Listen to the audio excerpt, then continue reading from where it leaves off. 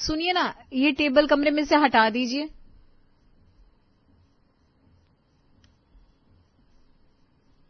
अरे टेबल हटा के कहाँ रखूं?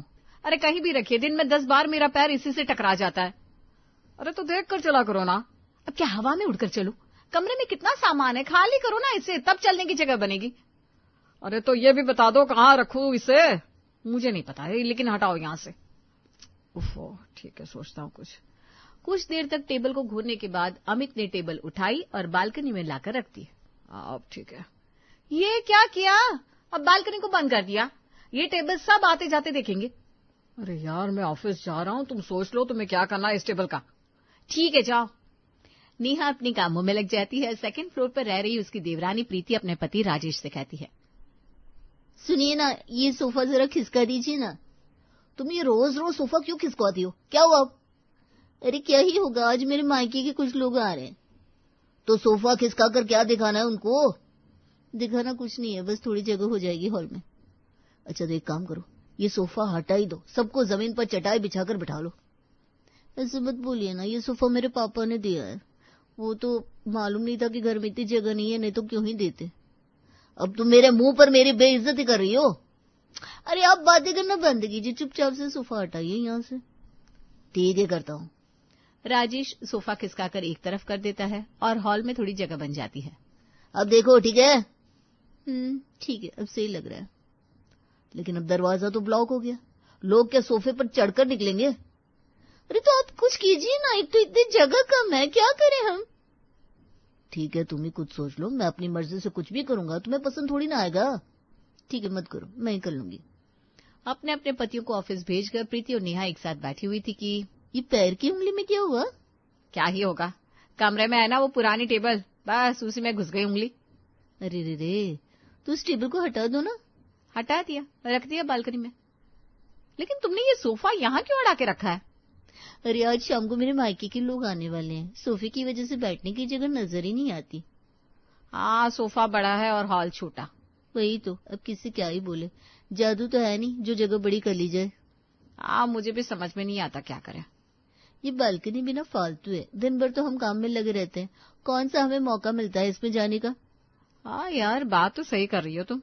मेरे पास ना एक बढ़िया उपाय है। क्या? हम लोग अपनी अपनी बालकनी हटवा के जगह बड़ी कर देते हैं। तुम बालकनी बंद करवा के हॉल बड़ा कर दो और मैं स्टोर रूम बना देती हूँ वहां पर। अरे वाह, क्या आइडिया है। लेकिन अब लेकिन क्या? लेकिन मम्मी जी का क्या? अरे हाँ, मम्मी जी को मनाना पड़ेगा। वही तो, कैसे मनाएंगे, वो तो घर में तोड़फोड़ करनी ही नहीं देंगी। लेकिन उन्हें समझाना तो पड़ेगा ना, अब ऐसी थोड़ी ना हम अपनी गृहस्थी इधर उधर रख सकते हैं। हाँ, अब अपने घर में भी अपनी तरह से ना रहे तो कैसे रहेंगे, कहाँ रहेंगे हम? ऐसा करते हैं, मम्मी जी के लिए कुछ अच्छा खाने को बना लेते हैं, फिर उन्हें मना लेते हैं। ठीक है ठीक है, मैं उनके लिए ना सूजी का हलवा बना देती हूँ। और मैं जाकर राजमा चावल बना देती हूँ। ठीक है। प्रीति और नेहा अपनी सासू माँ गायत्री के लिए उनकी पसंद का खाना बनाकर नीचे ले आती हैं। अरे आज दोनों जेठानियां एक साथ नीचे कैसे? हम तो मम्मी जी से मिलने आए थे, बहुत दिन हो गए मम्मी जी ऊपर ही नहीं आई। हाँ, उनके घुटने में दर्द रहता ना, इसलिए नहीं आ पाती। चलो कोई बात नहीं, हम ही आ गए। पर मम्मी जी अभी सो रही हैं, जगा दूं क्या उनको?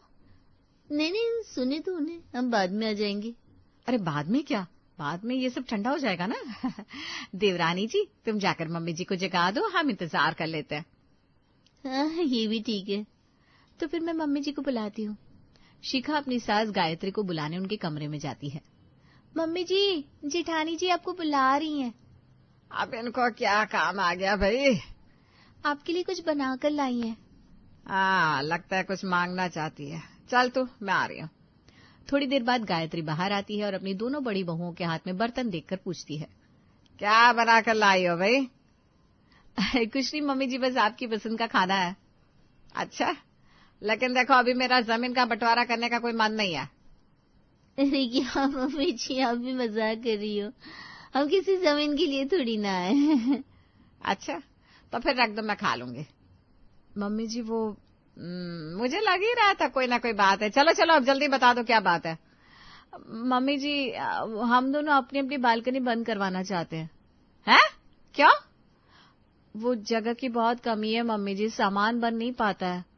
अरे तो फालतू सामान हटा दो ना, क्यों ही रखा हुआ है घर में? मम्मी जी अब सामान इतना भी फालतू नहीं है, और हम लोग तो बालकनी का यूज भी नहीं करते। और नहीं तो क्या, ऊपर से खुली हुई बालकनी से धूल मिट्टी सब अंदर आता है। अच्छा ऐसी बात है, तो फिर क्या करोगे बंद करवा के? मैं तो स्टोर रूम बनवा लूंगी। मैं हॉल को बड़ा करवा दूंगी। जब तुम दोनों इतना सोच ही चुकी हो तो मुझसे पूछ ही क्यों रही हो? रहना तुम लोगों को है, जैसा ठीक लगे वो करो। ठीक है मम्मी जी। छोटी बहू तुझे तो कुछ नहीं करना ना? नहीं मम्मी जी, मुझे तो मेरी बालकनी में लगे पेड़ पौधे बहुत पसंद है। ठीक है फिर लाओ, अब ये खाने को दे भी दो मुझे। हाँ मम्मी जी लीजिए। प्रीति और नेहा खुश होकर अपनी अपनी बालकनी को बंद करवा देती है। अब देखो मेरा हॉल कितना बड़ा हो गया। बात तो सही है, लेकिन अब सर्दियों की धूप बंद हो गई। धूप आती भी कहाँ है सर्दियों में, फिर भी थोड़ा बहुत तो चमकती थी। आप ना मेरे काम की कभी तारीफ मत करना। अरे मैं तो बस एक बात कह रहा था, इतना खर्चा करके बालकनी बंद हुई और हॉल में जगह निकल आई। मेरे लिए तो अच्छी बात है। ठीक है फिर, अब तो आराम से लोग आकर बैठ के सो भी सकते हैं हॉल में। हाँ तुम कहो तो अपने ऑफिस की मीटिंग भी यहीं करवा लिया करूंगा। मजाक के अलावा जिंदगी में कुछ किया होता ना तो आज एम्प्लॉई नहीं बॉस होते आप। तुमसे बात करना ही बेकार है, पति की इज्जत ही नहीं है। राजेश बाहर चला जाता है और अमित को घर के सामने खड़ा देखकर बोलता है, क्या हुआ भैया, इतना ऊपर क्या देख रहे हैं, गर्दन में दर्द हो जाएगा। अरे कुछ नहीं, बस ये देख रहा हूँ सब कितना बदला बदला लग रहा है। कल तक बालकनी थी, अब दीवार है। हाँ कोई बात नहीं, ऐसे ही देखने की आदत भी पड़ जाएगी। वो तो हो ही जाएगी। खैर तुम बताओ, हॉल में अब क्या करोगे? अपना क्या काम है, जो करना है वही करेगी। सही कहा। चलो मैं जाता हूँ, स्टोर रूम में सामान भी रखना है। अमित और राजेश अपने अपने काम में लग जाते हैं। प्रीति और नेहा को भी अपनी अपनी बालकनी बंद करवाकर काफी सुविधाएं हो गई थी। दीदी। हाँ बोलो। वो छत पर चली ना जरा मेरे साथ। क्या हुआ? अरे पापड़ बनाने हैं तो धूप में सुखाने पड़ेंगे ना।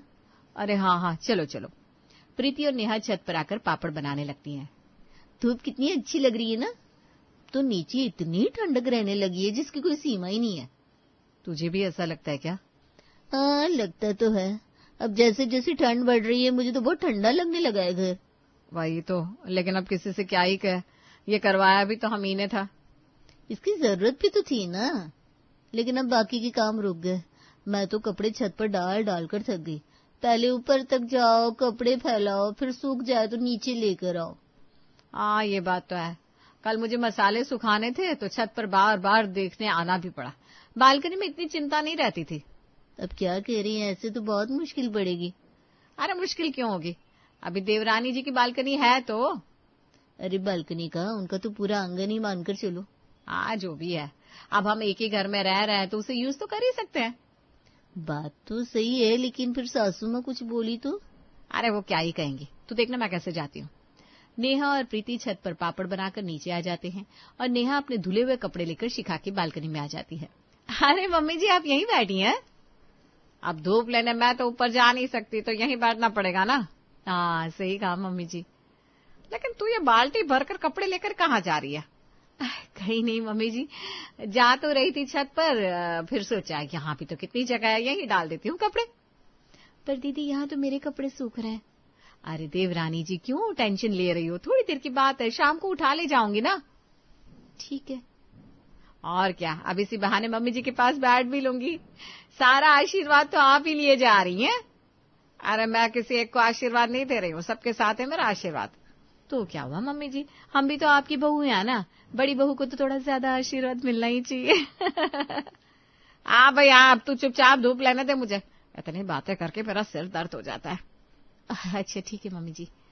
नेहा अपने कपड़े सुखाकर ऊपर आ जाती है और प्रीति उसके पास आती है। क्या कहा देवरानी जी ने? अरे क्या कहेगी वो, हम जिठानी है भाई, हमारा तो पूरा पूरा हक बनता है। सही कहा, फिर मैं अपने मसाले और पापड़ नीचे ही सुखा दूंगी कल। हाँ सुखा दे। अगले दिन प्रीति अपना सामान लेकर शिखा के बालकनी में पहुंच जाती है। दीदी आप यहाँ? अरे वो मम्मी जी से मिलने आई थी, फिर यहाँ धूप देखी तो सोचा अपने पापड़ भी यहीं सुखा दूं। मम्मी जी तो कमरे में है। मैं उन्हें बुला देती हूँ, उनके पैरों की मालिश भी कर दूंगी ना धूप में बैठकर। ठीक है।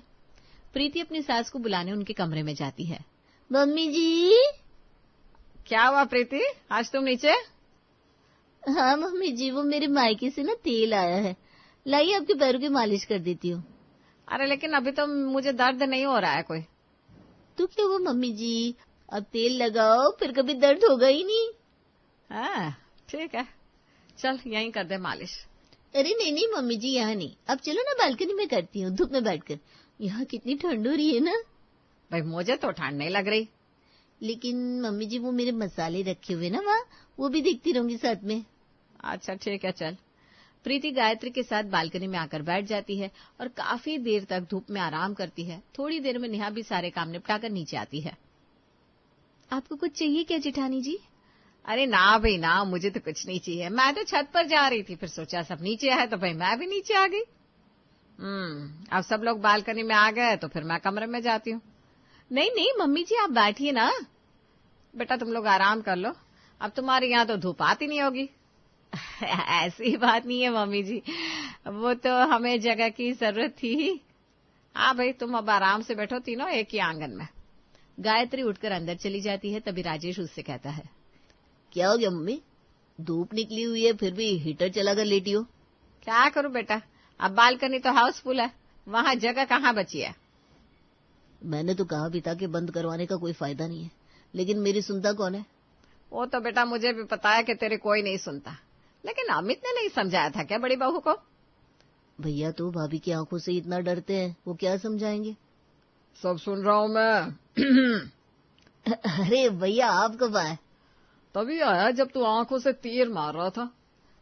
कुछ भी कहो भैया, आकाश की जिंदगी सही है, उसे घर के ड्रामे नहीं देखने पड़ते। हाँ सही कहा। अमित और राजेश बाहर निकल जाते हैं। इधर शिखा अपनी जेठानियों से कहती है, दीदी आप लोग सो गई क्या? नेहा और प्रीति कोई जवाब नहीं देती। ये लोग तो धूप में बड़े आराम से सो गई, अब मैं क्या करूं, मैं कहाँ जाऊं, अपने कमरे में ही चली जाती हूँ। शिखा भी बालकनी छोड़कर अपने कमरे में आ जाती है। दोपहर तक बच्चे भी स्कूल से लौट आते हैं। अरे तुम लोग कब आए, चलो यहीं बैठ जाओ और होमवर्क कर लो। बिट्टू तू भी बैठ जा और खाना खा ले, अच्छी धूप आ रही है बालकनी में। मैं जरा देखती हूँ देवरानी जी ने क्या बनाया आज। प्रीति शिखा के किचन में आ जाती है और खाना लेकर अपने बच्चों को खिलाती है। ये क्या हो रहा है, मेरी किचन में भी आ गई दीदी तो। अरे शिखा वो बच्चों को भूख लग रही थी ना तो खाना यहीं खिला दिया। कोई बात नहीं दीदी, लेकिन अब धूप भी जाने को है, मुझे अपने कपड़े डालने थे वहाँ। अरे हाँ हाँ हम भी बस ऊपर ही जा रहे हैं, अब तो धूप बची भी नहीं है। सही कह रही हो, पर कुछ भी हो आज ना कमर का दर्द सही हो गया। नेहा और प्रीति अपना अपना सामान समेटकर ऊपर चली जाती हैं और शिखा बालकनी में आकर खड़ी होती है। सारा सारा दिन दोनों जेठानियां यहीं पर रहती है, मुझे तो मेरी बालकनी में आने का मौका नहीं मिल पा रहा है। शिखा मन ही मन सोचती रहती है, तभी उसकी सास उसे अपने पास बुलाती है। ए बहू इधर आना जरा। जी मम्मी जी। बहू मैंने जो आंवले सुखाने को रखे थे वो सूख गए क्या? कहाँ मम्मी जी, पूरा दिन तो उनका ही सामान पड़ा रहता है बालकनी में, आंवले कहाँ सुखाऊं? अब हम क्या कर सकते हैं, जब मौका मिले ना तो सुखा देना। लेकिन मम्मी जी वो दोनों मेरी बालकनी में क्यों आ रही है, इतना ही शौक था धूप लेने का तो अपनी अपनी बालकनी बंद क्यों करवा दी?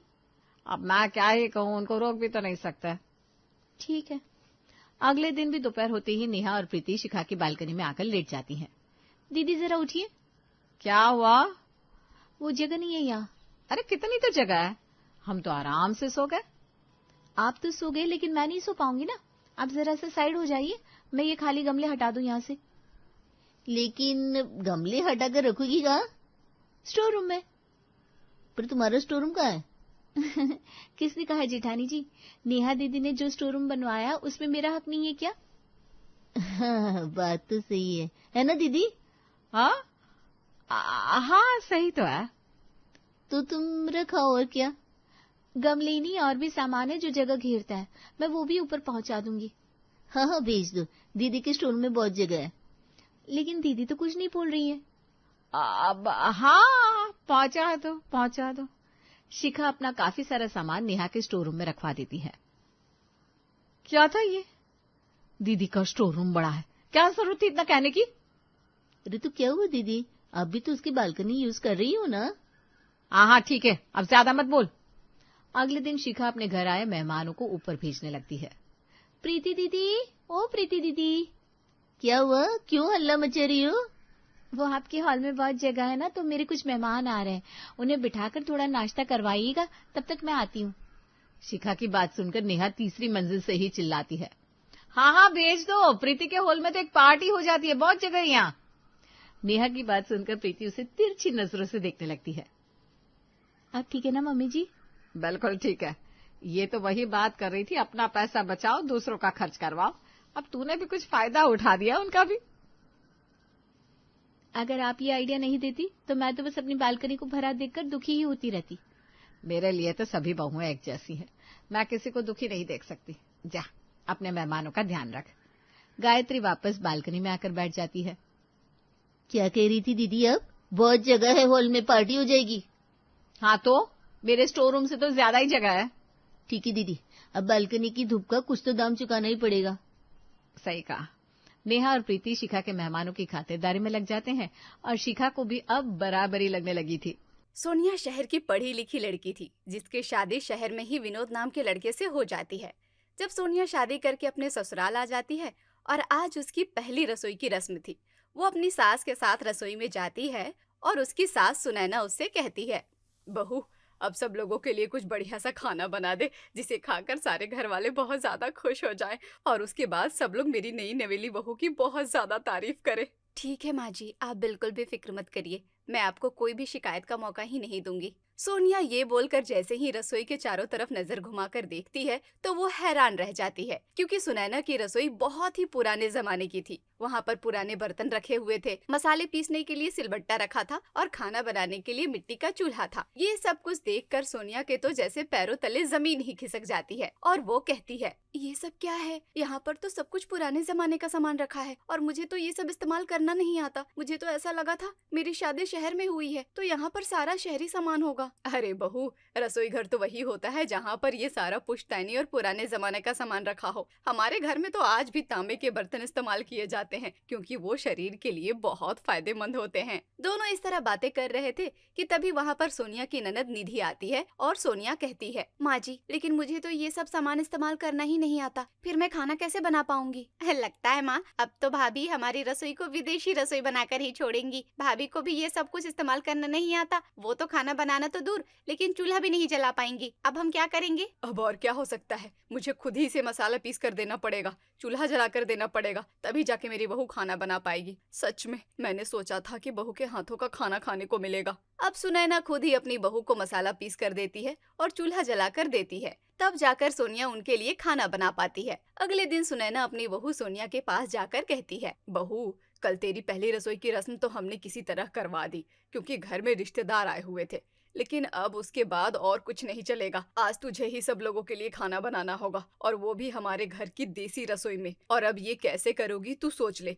क्योंकि कोई भी तेरी मदद नहीं करेगा। हम इस घर में बहू लेकर आए थे ताकि वो हमारी मदद करेगी, लेकिन यहाँ तो हमें ही बहू की मदद करनी पड़ रही है। सोनिया खामोश हो जाती है, उसे कुछ भी समझ में नहीं आता कि वो क्या जवाब दे। वो तुरंत ही अपने पति विनोद के पास जाती है और अपने पति से कहती है, सुनो जी, आप तो जानते हो कि मुझे देसी रसोई में खाना बनाना नहीं आता। माँ मेरी मदद करती थी, लेकिन अब वो मेरी मदद करने को मना कर रही हैं। तो तुम मुझसे क्या चाहती हो सोनिया? लेकिन मुझे तो कुछ भी बनाना नहीं आता, मैं तुम्हारी क्या ही मदद कर सकता हूँ? मैं भी जानती हूँ कि तुम मेरी कोई मदद नहीं कर सकते, लेकिन कम से कम तुम एक काम तो करो, मुझे पिसे हुए मसाले मंगा कर दे दो। चूल्हा जलाने का इंतजाम भी मैं किसी तरह कर लूंगी, या फिर एक काम करो, ऑनलाइन इलेक्ट्रिक चूल्हा मंगा दो और उसके बाद मैं उस इलेक्ट्रिक चूल्हे पर रेडीमेड पिसे हुए मसालों से खाना बना लूंगी। किसी को पता भी नहीं चलेगा और खाना भी बन जाएगा। ठीक है, अगर बस इतना ही करना है तो मैं करने को तैयार हूँ। मैं अभी तुम्हारे लिए एक छोटा सा इलेक्ट्रिक चूल्हा और थोड़े मसाले मंगा देता हूँ। फिर तुम किसी तरह माँ को इस चीज के लिए तैयार कर लो कि वो तुम्हारी रसोई को थोड़ा सा मॉडर्न करने के लिए मान जाए। विनोद यही करता है और सोनिया के कहने पर उसके द्वारा बताया गया सारा सामान मंगवा लेता है।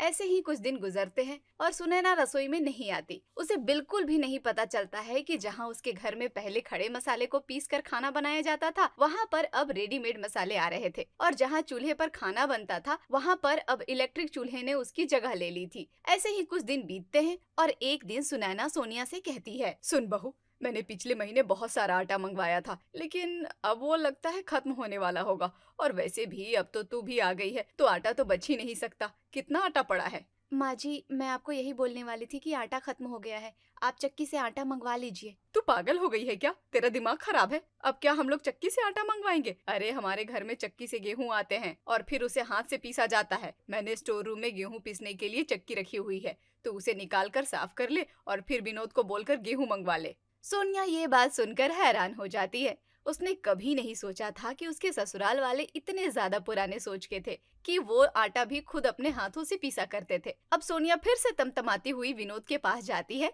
और कहती है, विनोद सच बताओ, तुम्हारे घर वाले क्या आदिवासी जमाने के हैं? एक बात बताओ, आजकल के जमाने में हाथ से गेहूं कौन पीसता है? अरे जब बाजार में इतनी सारी चक्कियां हैं जहाँ पर हम गेहूं पिसवा ला सकते हैं, तो फिर हाथ से गेहूं पीसने का क्या मतलब बनता है? सोनिया, तुम समझते क्यों नहीं हो? हमारे घर वाले थोड़ी पुरानी सोच के हैं। उन्हें हाथ से पिसा हुआ आटा ही खाने की आदत है, और इसमें क्या है, ज्यादा मेहनत नहीं लगेगी।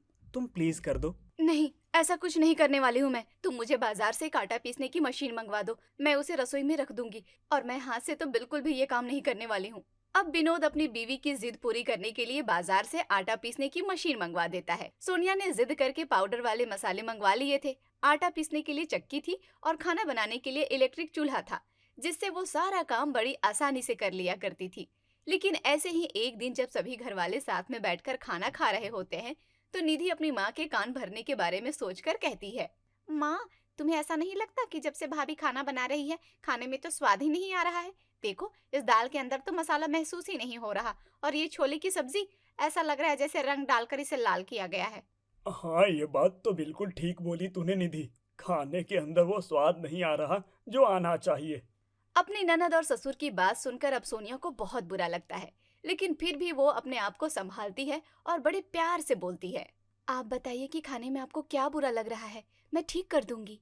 अरे तू क्या ठीक करेगी? तुझे तो मेरे जैसा खाना बनाना आएगा भी नहीं। ये तो कहने की बात है कि मैं ठीक कर दूंगी। क्या तू वैसे ही स्वाद का खाना बनाने लगेगी? ये सब छोड़। ये सारी बातें सुनने के बाद सोनिया का दिल टूट जाता है, क्योंकि भले ही वो अपने आधुनिक तरीके से खाना बना रही थी, लेकिन सब लोगों की ख्वाहिशों को पूरा करने की पूरी कोशिश भी कर रही थी। ऐसे ही एक दिन जब सोनिया की आलसी ननद निधि किसी काम से रसोई में जाती है, तो वो रसोई में रखी हुई आधुनिक मशीनें देख लेती है, जिसे देखकर वो कहती है, ओह, रसोई के अंदर तो तरह तरह की मशीनें आ गई हैं।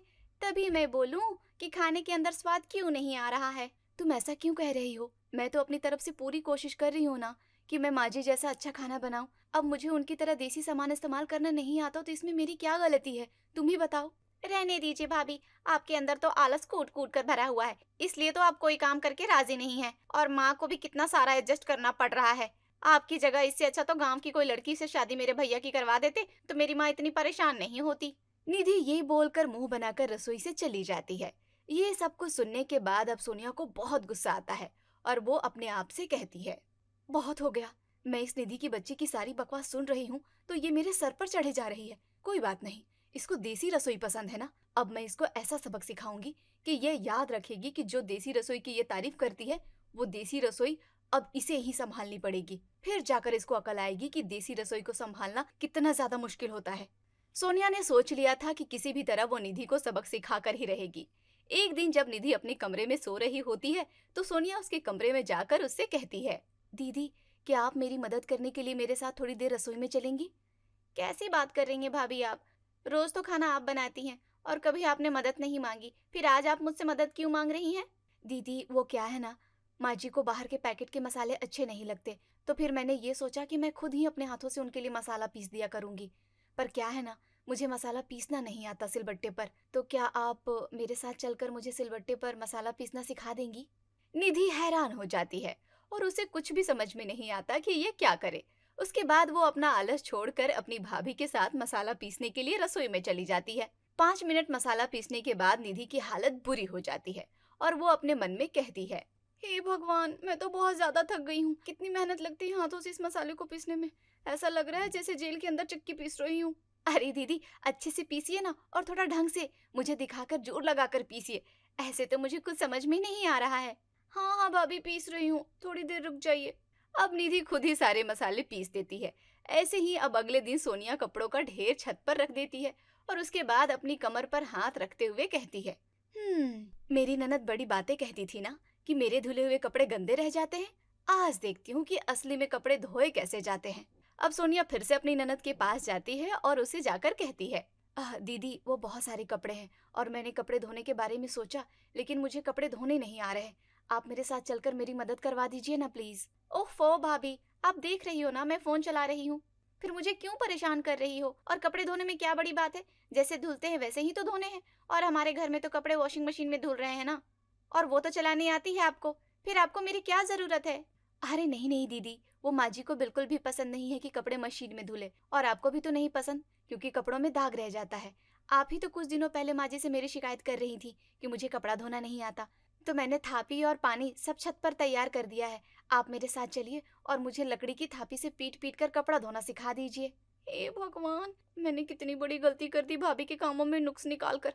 अब सारे काम उन्हें मुझे सिखाने पड़ रहे हैं जैसे कोई टीचर हो। भाभी, आपसे बहस करने का कोई फायदा नहीं, क्योंकि ये चीज तो पक्की है कि आप मुझे यहाँ से लेकर ही जाएंगी। ठीक है चलिए। अब निधि अपनी भाभी के साथ छत पर जाती है और ठंड के मौसम में ठंडे ठंडे पानी से हाथों से कपड़े पटक पटक कर धोने लगती है। उसने मुश्किल से 2 ही कपड़े धोए थे कि उसकी कमर में झटका आ जाता है और वो चिल्लाती है, हे राम, मेरी कमर में दर्द हो गया, बहुत ज्यादा दर्द हो रहा है, क्या करूं?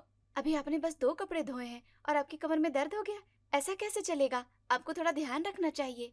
निधि गुस्से में सोनिया की तरफ देखती है, लेकिन उसे कुछ कह नहीं पाती क्योंकि ये सारी आग उसी की लगाई हुई थी। ऐसे ही कुछ दिन बीतते हैं कि एक दिन जब सोनिया रसोई में रोटियां बना रही थी तो वो रोटियां जलने लगती हैं और ये देखकर निधि कहती है, अरे अरे भाभी, आप ये क्या कर रही हो? आप तो सारी रोटियां जला रही हो, ये जली हुई रोटियां कौन खाएगा? वही तो दीदी, मुझे ऐसा लग रहा है कि मुझे तो रोटियां बनाना ही नहीं आ रहा। एक काम करिए, आप मुझे चूल्हा जलाना और रोटियां बनाना सिखा दीजिए। वैसे भी माँ जी को तो चूल्हे पर बनी हुई रोटियां बहुत अच्छी लगती हैं और सर्दियों में तो चूल्हे पर बनी हुई रोटियां खाने का मजा ही अलग होता है। आप मुझे 1-2 रोटी बनाकर सिखा देंगी तो बची हुई सारी रोटियां मैं खुद बना दूंगी। ठीक है, 1-2 रोटियां बनाकर ही तो दिखानी है, दिखा देती हूँ, उसके बाद तो बची हुई रोटियां भाभी खुद बना लेंगी, क्या ही दिक्कत है। अब निधि सबसे पहले लकड़ियां जलाकर चूल्हा तैयार करती है और उसके बाद कुछ रोटियां बनाती है। सोनिया ये सब देखकर कहती है, नहीं नहीं दीदी, अभी मुझे समझ नहीं आया, एक काम करिए, सारी रोटियां आप ही बना दो, मैं कल दोबारा आपसे सीखूंगी और उसके बाद मैं बना दूंगी। निधि बुरा सा मुंह बना लेती है। उसने कभी नहीं सोचा था कि उसे सारी रोटियां खुद बनानी पड़ेंगी और धीरे धीरे अपनी ही भाभी की जिंदगी में आग लगाना उसे ही उल्टा पड़ रहा था। ऐसे ही एक दिन जब रसोई में सोनिया अपनी मशीन से आटा पीस रही होती है, तभी वो निधि को रसोई में आता हुआ देखकर जानबूझकर सोनिया नाटक करने लगती है और आटे की मशीन का तार खींच देती है। ओह, ये क्या हो गया? इस मशीन को भी अभी ही खराब होना था। अब मैं माँ जी को रोटियां बनाकर कैसे खिलाऊंगी? वैसे भी माँ जी को मशीन की रोटी पसंद नहीं आती, अब उन्हें रोटियां नहीं दी तो वो गुस्सा हो जाएंगी। भाभी, अभी तो इस मशीन को 1 महीना हुआ है, ये इतनी जल्दी खराब कैसे हो गई? अब आप क्या करोगी? और क्या हो सकता है दीदी, हमारे घर में गेहूं पड़ा है और स्टोर रूम में आटा पीसने की चक्की है, मैं वो लेकर आती हूँ, आप उस पर आटा पीस दीजिए। नहीं नहीं भाभी, मैं आटा नहीं पीसूंगी, उसमें बहुत मेहनत लगेगी और बहुत देर भी लगेगी। नहीं दीदी, आपको तो ये करना पड़ेगा, हमारे पास और कोई रास्ता नहीं है। निधि अपने मन में सोचती है कि उसे अपनी भाभी को एक बार चक्की चलाकर दिखाना ही पड़ेगा, तब तक उसकी भाभी उसे जाने नहीं देगी। निधि थोड़ी देर हाथ वाली चक्की चलाकर सोनिया को दिखाती है और उसके बाद कहती है, भाभी, मैंने आपको चक्की चलाकर दिखा दिया है, अब आप आटा पीस लो, मैं अपने कमरे में जा रही हूँ। निधि बोलकर अपने कमरे में चली जाती है। सोनिया थोड़ी देर इंतजार करती है और उसके बाद वापस निधि के कमरे में उसके पास जाकर कहती है, निधि दीदी, मैंने वापस आटा पीसने की कोशिश की थी, लेकिन मुझसे नहीं पीसा जा रहा, मुझे एक बार फिर से बता दीजिए ना। भाभी, अभी अभी तो आपको सिखाया था कि आटा कैसे पीसते हैं, आप दोबारा वही चीज पूछ रही हो, अब मैं आपको दोबारा नहीं बताने वाली। आप लोग ही तो चाहते हो कि मैं देसी रसोई में देसी रसोई की तरह खाना बनाऊं, और मैं वही सब सीखने की कोशिश कर रही हूँ। आप लोगों ने बोल बोलकर मेरी आंखें खोल दी हैं। अब निधि मुंह बनाकर वापस सोनिया के साथ रसोई में जाती है और आटा पीसने लगती है। आटा पीसते हुए उसके हाथों में बहुत ज्यादा दर्द हो जाता है, लेकिन उसके पास कोई दूसरा रास्ता भी नहीं था। ऐसे ही सोनिया रोज निधि को परेशान किया करती और एक दिन जब निधि दोपहर के समय अपने कॉलेज की छुट्टी वाले दिन अपने कमरे में सो रही थी, तो सोनिया फिर से उसके पास आ जाती है और कहती है, दीदी उठ जाइए, बहुत दिन हो गए हैं, मसाले खत्म हो गए हैं, वो मुझे फिर से पीसना सिखा दीजिए ना, और साथ ही फिर आटा भी पीसना है। उसके बाद में आप चूल्हा जला देना, खाना जल्दी जल्दी बनाना पड़ेगा ना, और उसके बाद हम दोनों साथ में मिलकर कपड़े धोएंगे छत के ऊपर बैठकर, और बहुत सारी बातें भी करेंगे दोनों ननद भाभी। निधि का गुस्सा अब सर के पार हो जाता है। वो तुरंत ही उठकर अपनी माँ के पास जाती है और अपनी माँ से कहती है, माँ, मुझे ऐसा लगता है कि अब हमें देसी रसोई की बिल्कुल भी जरूरत नहीं है। जब से भाभी आई हैं, तब से तो घर में आटा पीसने की मशीन आ गई है और चावल और मसाले भी भाभी रेडीमेड मंगवाने लगी हैं। तो फिर बेकार में कुछ कामों के लिए रसोई को देसी बनाने की क्या जरूरत है? और वैसे भी चूल्हा जलाते हैं तो पूरे घर में धुआं हो जाता है। भाभी का इलेक्ट्रिक चूल्हा भी बुरा नहीं है। जब हमने अपनी रसोई को आधा विदेशी बना ही दिया है तो उसे पूरा ही विदेशी बना देते हैं। अरे कैसी बातें कर रही है? तूने ही तो मुझे जाकर कई बार बोला था कि भाभी की रसोई विदेशी होती जा रही है, उसे देसी बनाना है, और अब तू ही ये बात बोल रही है। और ये सारा सामान लेकर कौन आएगा? अब निधि खुद ही बाहर जाती है और बाहर से ही रेडीमेड आटा, सब्जियां और जरूरत का सारा सामान लेकर आ जाती है और सब लोगों से कहती है, आधे से ज्यादा सामान बाहर से आ जाता है और जो सामान नहीं होगा हमारे पास वो मैं खुद लेकर आ जाया करूंगी। जमाना बदल रहा है तो हमें भी अपनी रसोई को देसी रखने की क्या ही जरूरत है। निधि की बात सबको ठीक लगती है और उसके बाद में अब सोनिया को कोई भी परेशानी नहीं होती। उसकी चली चाल कामयाब होती है और उसकी सारी मुश्किलें हल हो जाती हैं।